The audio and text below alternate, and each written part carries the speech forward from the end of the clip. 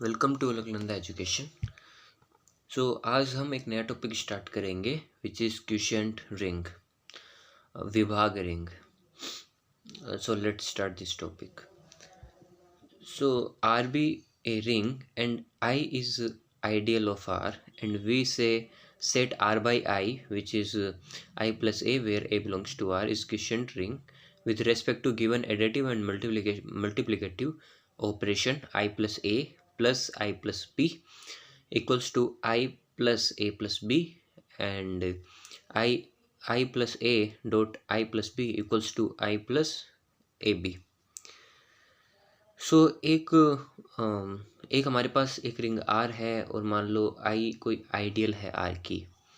हम बोलते हैं आर बाई आई जो होगा वो क्वोशिएंट रिंग होगा with respect to additive and multiplicative operation. यहाँ पे जो ऑपरेशन योगात्मक और गुणात्मक संक्रिया दी हुई है उसके रिस्पेक्ट में, कि यदि हम आई प्लस ए को आई प्लस बी से जोड़ें तो हमें प्राप्त हो I plus A plus B, और यदि हम आई प्लस ए को आई प्लस बी से गुणा करें, मल्टीप्लाई करें, तो हमें प्राप्त हो I plus A b. We denote I plus a is a bar. So हम एग्जाम्पल से इसको समझने का ट्राई करते हैं। So find the quotient ring R by I where I is 4n, where n belongs to Z and the ring is Z. We know for every m belongs to Z, mz which is mx and where x belongs to Z is ideal of R। ये हमको एक चीज़ पता है कि जो mz होगा वो एक आइडियल होगा, और ये कैसा आइडियल होगा? ये एक प्रिंसिपल आइडियल होगा। We know very well. So I is ideal of Z and hence R by I exist. अब हम देख लेते हैं आर बाई आई के अंदर कितने डिफरेंट टाइप के एलिमेंट हो सकते हैं। तो यदि हम आई को, जो यहाँ पर आई यहाँ पे जेड है, उसमें यदि हम ज़ीरो ऐड करते हैं तो हमको क्या मिलता है? यहाँ पे जो आइडियल है वो क्या है? 4n है और n बिलोंग्स टू जेड है।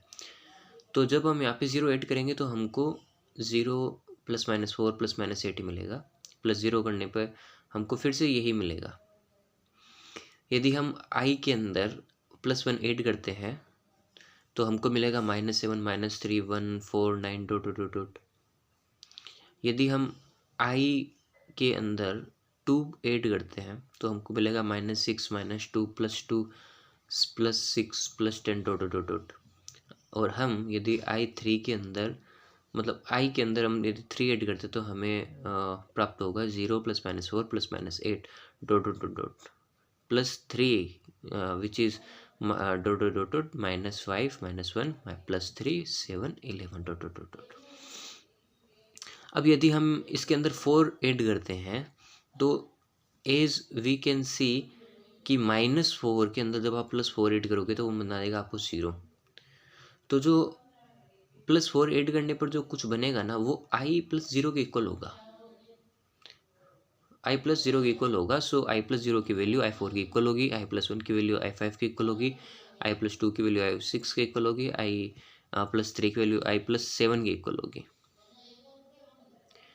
और वापस ये रिपीटेशन होता रहेगा, जैसे i + 8 की वैल्यू फिर से i + 0 की इक्वल होगी, i + 9 की वैल्यू i + 1 की इक्वल होगी, that type. So differ type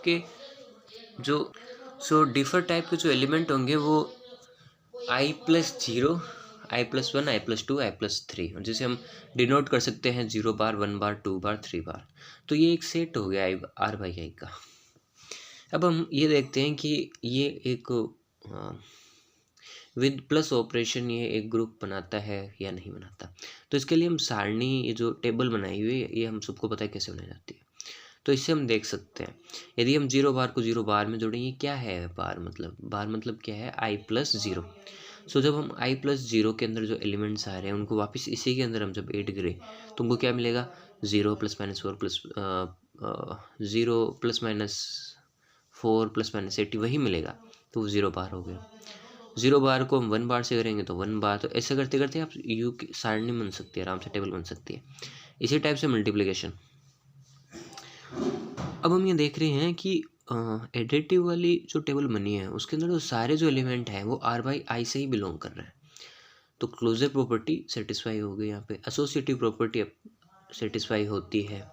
the third one, existence of identity. So हम आइडेंटिटी के लिए एज वी कैन सी, यदि हम किसी एलिमेंट को, जैसे मान लो आई, किसी कोई सा भी एक एलिमेंट है आई प्लस ए, यदि हम उसको ऐड कराते हैं आई प्लस जीरो के साथ तो हमको मिलता है आई प्लस ए।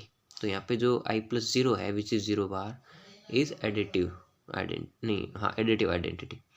और इनवर्स देखने के लिए हम टेबल में भी देख सकते हैं, जैसे मान लो 1 का इनवर्स क्या है, 3 बार है, 2 का इनवर्स क्या है, 2 बार है, और 3 का इनवर्स क्या है, 1 बार है। ये मैं कैसे बता रहा हूँ, जैसे इफ़ यू, जैसे मान लो इधर से आप 3 बार लेते हो, वर्टिकली आप 3 बार चूज़ कर रहे हो, और यहाँ पे 0 आ रहा है ना, सबसे नीचे वाली हॉरिजॉन्टली जो 0 आ रहा है 3 बार के 3 बार पे, तो ये जो जीरो जिस एक लाइन में आ रहा है वो 1 बार है। तो 3 बार का इन्वर्स कितना हो गया, 1 बार हो गया। और इसी टाइप से 1 बार का इन्वर्स कितना हो गया, 3 बार हो गया। 2 बार का इन्वर्स कितना हो गया, 2 बार हो गया, इस टाइप से। और इन multiplicative operation as you can see, ये एक सेमी ग्रुप तो बन गया, ओके। और ये हमको चाहिए होता है is a ring, so R by I is a ring, okay. Now we see theorem which is fundamental theorem on ring homomorphism. तो ये क्या बोलती है, every homomorphic image of a ring is isomorphic to some quotient ring. कि आप कोई सी भी, every homomorphic ring of a ring R is isomorphic to some quotient ring। कोई सी भी होमोमॉर्फिक इमेज ऑफ R, मतलब प्रत्येक होमोमॉर्फिक इमेज R की प्रत्येक होमोमॉर्फिक जो इमेज है वो आइसोमॉर्फिक होगा किसी क्वोशिएंट ग्रुप के, ओके, यस। और इन सिंपल लैंग्वेज, यदि जैसे मान लो अपने पास कोई मैप है R टू R डैश, तो R की यहाँ पे इमेज होगी, मान लो R डैश है, तो ये जो, तो यहाँ पे जो R डैश है वो R की इमेज है। तो कहने का मतलब क्या है कि ऐसी एक रिंग या फिर एक क्वोशिएंट रिंग जरूर एग्जिस्ट करेगी जिसके लिए, मतलब जिसके लिए R बाई आई या फिर वो क्वोशिएंट रिंग और ये जो R डैश है ये आइसोमॉर्फिक हो। हाँ, ये एक थ्योरम है। सो प्रूफ देख लेते हैं। Let R and R dash R be rings and f is isomorphic map which image is from R dash. If K is kernel of F, then K is ideal of a ring R, and we know K is ideal of ring R, so R by K is quotient ring. Now we have to prove that R by K is isomorphic to R dash. So हम इसके लिए क्या करते हैं कि element लेते हैं ring R का।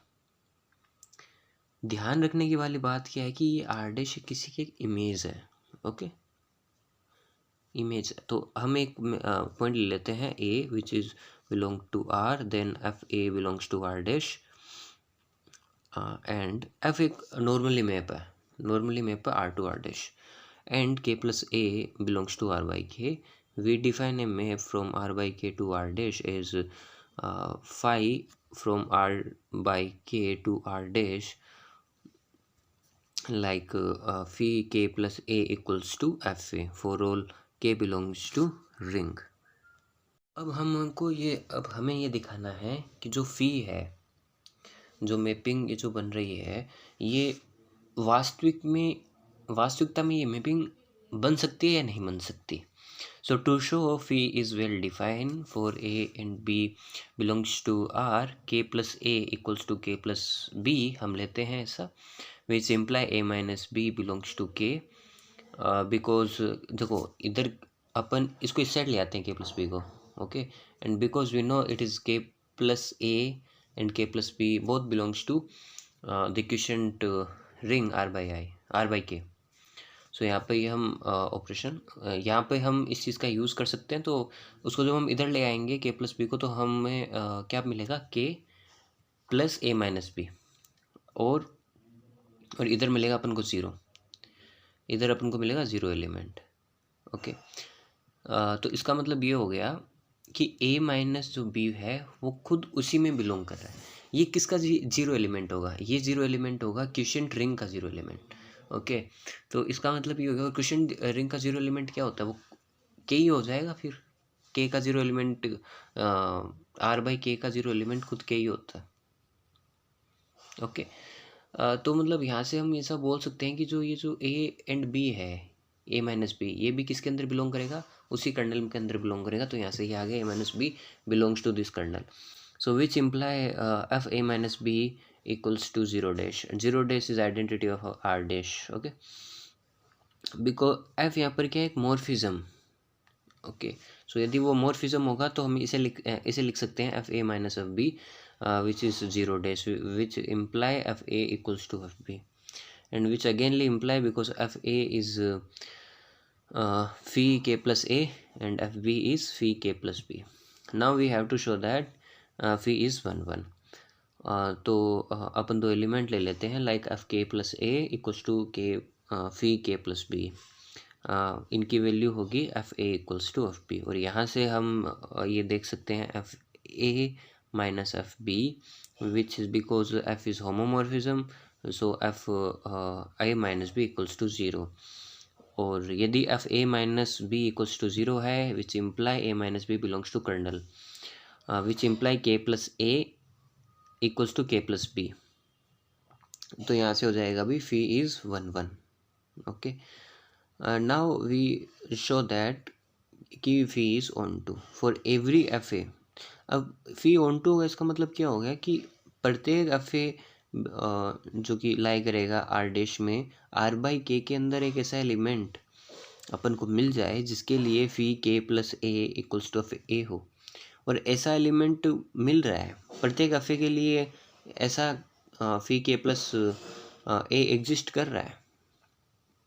ओके, प्रत्येक एफ ए के लिए ऐसा के प्लस ए एग्जिस्ट कर रहा है जिसके लिए phi K plus A equals to phi f ए हो। तो इसका मतलब क्या हो गया, फ़ी इज़ ऑन टू। एट लास्ट हमको ये शो करना होगा कि जो ये जो फ़ी है, फ़ी मैपिंग, वो एक रिंग होमोमॉर्फिज्म है, रिंग मॉर्फिज्म है। तो हम दो एलिमेंट ले लेते हैं, फ़ी के प्लस ए प्लस के प्लस बी, तो विच imply phi k plus a plus b, which imply f a plus b, which imply f, because f is morphism. Okay, f is अपन बोल सकते हैं ना रिंग मॉर्फिज्म अब पहले से। So f a plus f B, और f a is phi K plus A plus fee K plus B, and fee K plus A dot के प्लस बी इज फी के a phi k plus ab, which is f ab, which is f a f b, which is f k plus a dot phi k plus a dot phi k plus b. तो हमने जो ring morphism की दो properties होती है वो यहाँ पे सेटिस्फाई होगी। इसका मतलब फ़ी एक रिंग मॉर्फिज्म है। तो इसका मतलब ये हो गया, यहाँ पे देखो फ़ी पहले ऑन टू हो गया, सेकेंड टर्म में वेल डिफाइन भी हो गया, थर्ड में वो ऑन टू भी हो गया, और फोर्थ में वो रिंग मॉर्फिज्म भी हो गया। इसका मतलब क्या हो गया, ये एक आइसोमॉर्फिज्म हो गई, फी इज़ आइसोमॉर्फिज्म। इसका मतलब आर बाई के और आर डैश ये दोनों आइसोमॉर्फिक हो गए। तो यहाँ पर थ्योरम प्रूव हो गई। ओके, अब नेक्स्ट थ्योरम देख लेते हैं। An ideal I of a commutative ring R with unity is prime if and only if r by I is an integral domain. एक कम्यूटेटिव रिंग जिसमें यूनिटी भी विद्यमान होती है, एक उसका आइडियल आई प्राइम होगा if and only if R by I is integral domain. यदि आर बाई आई एक पूर्णांकीय प्रांत हो तो हम सबसे पहले लेट कर लेते हैं I is prime ideal as R is commutative ring with identity. So यदि R is commutative ring with identity है, so R by I also a ring with commutative ring होगी ये, और also इसके अंदर यूनिटी भी आएगी. ओके, सो अब हमको ये प्रूव करना है कि R by I is integral domain. So we shall prove there is no zero element. There is no zero element in R by I. Okay, so हम इसके दो एलिमेंट ले लेते हैं R by I के. सो एक हो जाएगा I प्लस ए, दूसरा हो जाएगा I प्लस बी. ये बिलोंग्स कर रहे हैं दोनों R by I को, such that I plus A I plus B equals to I. हमको क्या प्रूव करना है कि यहाँ पे कोई भी ज़ीरो एलिमेंट नहीं है. ओके, और ज़ीरो एलिमेंट हम कैसे फाइंड आउट करेंगे कि जैसे मान लो ए बी दो एलिमेंट है, so a B equals to zero हो और यहाँ पे दोनों ही ज़ीरो ना, मतलब इनमें से कोई ए और either a is zero either b is zero, either a और बी इज ज़ीरो, इन दोनों में से कोई एक ज़ीरो. तो वही हम यहाँ पे शो करेंगे. तो यहाँ पे जो आई है वो zero element of R by I है. तो हम यहाँ पे ऐसा ये इम्प्लाई करता है I plus A B which is I, which imply A B belongs to I. So which imply I belongs to I or B belongs to I, which imply I plus A belongs to I or I plus B belongs to I. So there is no zero divisor. मतलब ये है कि जैसे यदि I plus A B equals to I है, इसका मतलब आपने I में कुछ ऐड किया और वही आपको I मिल गया. इसका मतलब A प्लस बी भी उसी का I का एलिमेंट है. तो इसका मतलब ये हो सकता है या तो I उसका एलिमेंट हो I का, या B उसका एलिमेंट हो, या तो A उसका I का एलिमेंट हो या B I का एलिमेंट हो, या दोनों उसके एलिमेंट हो. अब ये तो बात सही नहीं हुई ना कि भाई यदि मान लो सपोज A उसका एलिमेंट हो गया तो फिर भी हम ऐसे बोल देंगे there is no zero divisor, मतलब ए आई के बाहर का कोई एलिमेंट चाहिए अपन को, तो वो नहीं मिलेगा. तो इसका मतलब there is no zero divisor in R by I. Okay, got it.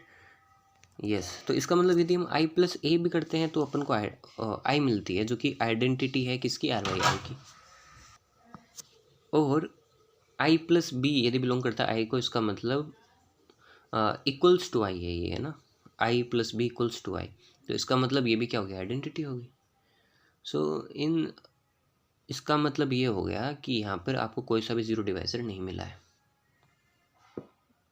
Okay, यदि ज़ीरो डिवाइज़र होता तो ये दोनों इसके इक्वल नहीं आते, बट इनका प्रोडक्ट I के इक्वल आता. ओके, तो यहाँ पर there is no zero divisor. So R by I is an integral domain. अब नाउ कन्वर्सली हम शो करते हैं कि R by I, suppose R by I is integral domain, then we shall prove that I is prime ideal. तो for prime ideal का मतलब क्या होता है, यदि ए बी यदि I को बिलोंग करता है, विच इम्प्लाई, मतलब यदि मान लो a b belong to I कर रहा है, तो इसका मतलब either a belong to I और बी बिलोंग टू I, इनमें से एक को I में बिलोंग करना होगा.